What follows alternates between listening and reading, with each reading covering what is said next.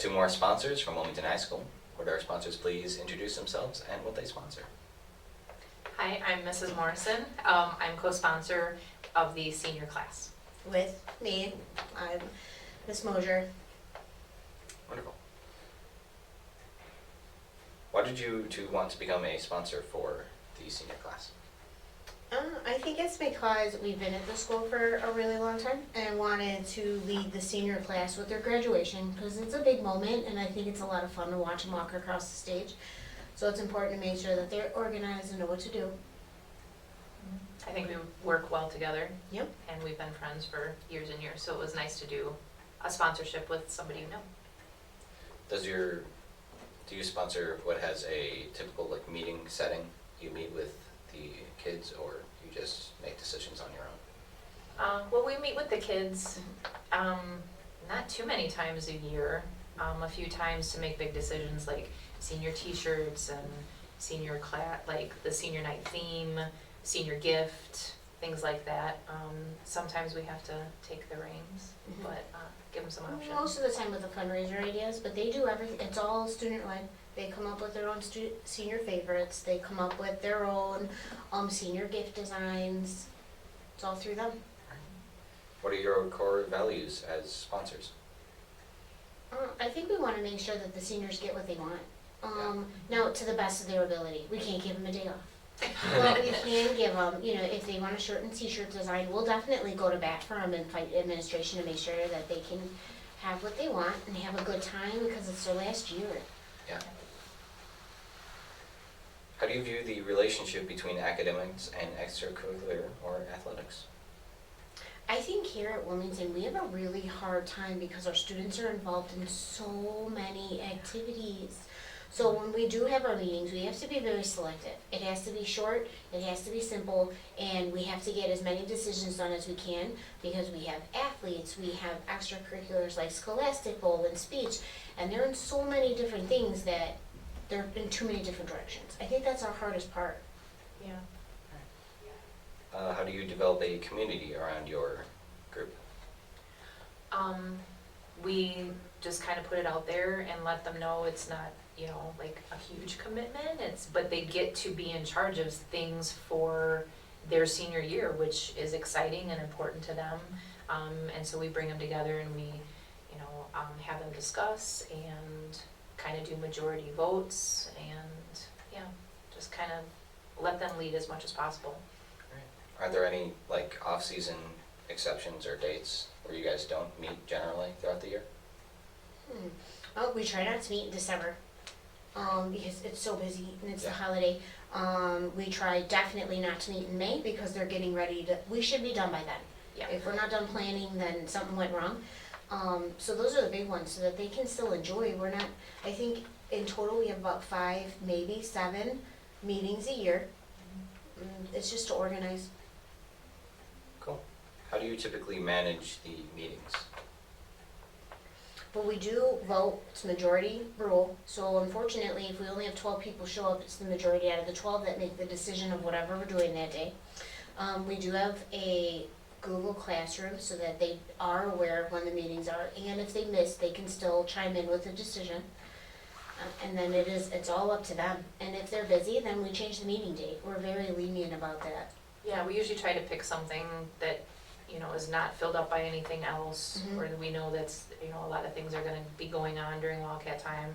Yeah. Mosier really takes the reins and she has an agenda on the PowerPoint and pictures of options, if it's t-shirts or gifts or whatever, and all the catalogs, so we always hold the meetings in her room. How do you guys handle criticism? No, it's impossible to get every senior to like everything. Yeah. It is, but we do it by a vote, and then when it turns into a parent complaint, of course we're gonna listen and try to accommodate. Some things are out of our control, and some we can control, and the ones we do, we will accommodate you. I guess that kind of also addressed the next question. How do you handle parents who complain about your decisions? Do they typically come straight to you, or do they go through someone like Mr. Maupin first before they? I think we've had a contact plethora you? of everything. It kind of goes either way. I think it Yeah. depends, how big the complaint is, how serious the complaint is, Yeah. if they feel like they gotta go straight to the boss first. But usually, you know, haven't had too many. No, we really haven't, so we've been fortunate. Alrighty. I think I've run out of questions, so are there any questions that you guys would like to be asked that I haven't asked yet? I think the important thing to know for us for senior class is that it is totally senior driven. So if they want, like our theme this year, is more of like a nighttime PJ sleepy theme. Slumber party, Like the yeah. slumber party, but that's their idea, and it's what they wanted, and that's what we go with for the whole year. So, it's not something that comes from an agenda from administration on any part. Right, so it's completely student driven. Student driven 100%. Cool. Alright, well, since we still have some time left, I think we can move along and do some questions about just you guys as teachers. What made you want to become teachers?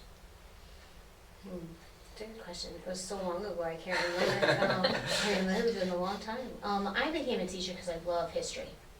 And I love the fact that I can teach it to someone, and it's something that never goes away but always gets added to. So I learn something every day. Cool. I just always wanted to be a teacher ever since I was in I remember being in kindergarten thinking, that's who I want to be, that's what I want to do. Yeah. So I just I like helping students, I like, you know, being able to teach them subject matters that I'm passionate about. I like learning from them because I always tell them I don't know everything, you have something new, tell me, we'll look it up, we'll discuss or whatever. I just like the whole process, you know, and yeah, just always wanted to be a teacher. Cool. How do you guys normally structure your classes? I like to know what I'm doing from bell to bell. I Yeah. don't like any downtime. I think the class goes faster at that pace, and I feel like I can get more curriculum out to them so that they understand the material more. I don't have any downtime, which is a downside as well, but Yes. Yeah, I'm more, I don't know, kind of relaxed, especially with the subjects I teach, because if we get into a discussion and they want to know more about whatever it is in psychology, they want to know more about sleeping or dreams or sleepwalking or whatever that is, then I like to kind of dive in and, you know, have a discussion, or sociology, a lot of discussions, so I'm kind of more, I don't know, loosey-goosey with my schedule. I kind of let the kids run, you know, kind of pace it a little bit, and it always depends on the class. Cool. So, Do we still have a bunch of time left? Alright. What are some funny stories that you guys have from class? oh. been a long time. Well, I got to listen to your music that you composed. That was not funny, but that was interesting. I enjoyed it. Oh, there's always, I don't know if any of our camera appropriate.